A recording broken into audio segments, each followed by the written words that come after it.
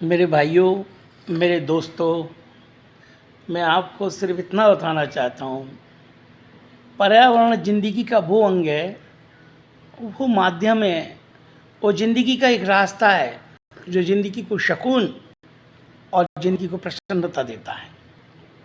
जिस तरह आदमी अपने सुखों को त्याग कर देता है, दुखों के वशीभूत हो जाता है, अपनी आत्मा को मारकर, अपने स्वाभिमान को मारकर इस दुनिया में जिंदा रहता है, यही पर्यावरण का है। अगर पर्यावरण हमारे साथ है तो दूषित वातावरण कभी ज़िंदगी में नहीं आ सकता। इंसान सुखों से भरपूर हो, कई रोगों से मुक्त हो जाता है।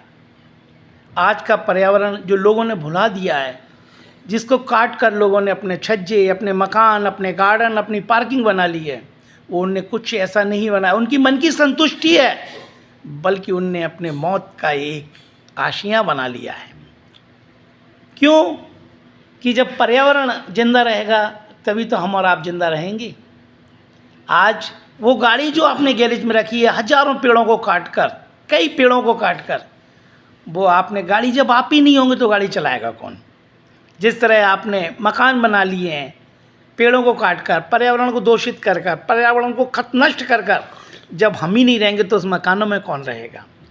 हमसे ज़्यादा महत्व उस पर्यावरण का है जिसको हमको जिंदा रखना है, जिसकी हमको कदर करना है, जिसकी हमको देख रेख करना है।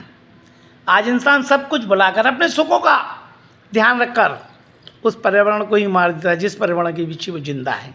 पर्यावरण का संबंध इंसान की आत्मा से है। जब शरीर ही है और आत्मा नहीं है तो बेजान है।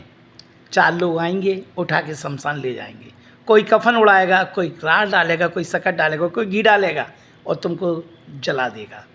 इसी तरह हमको उस चीज़ का ध्यान रखना है, उस चीज़ की देखरेख करना है जो एक पर्यावरण है, जिसका नाम है पेड़ पौधे, बाग बगीचे, जो हमारे लिए कई तरह की उपलब्धियां लेकर हमारी ज़िंदगी में आते हैं, कई तरह की खुशियां लेकर हमारी ज़िंदगी में आते हैं, और हम उनका अनादर कर देते हैं, उनको त्याग देते अपने सुखों के लिए।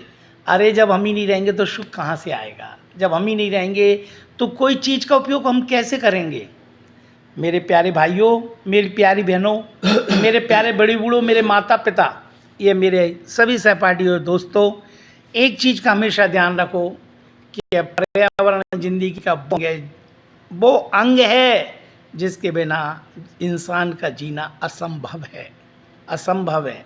बस मेरी आपसे विनती है, एक पौध अपनी ज़िंदगी में ज़रूर लगाइए, एक वृक्ष अपनी ज़िंदगी में ऐसा लगाइए जो एक लगाएंगे हजारों लोगों को उसको फ़ायदा होगा। यही तुम्हारी उपलब्धि है, यही तुम्हारे संस्कार हैं और यही तुम्हारे पर्यावरण को ज़िंदा रखने की एक नीति है। जय हिंद।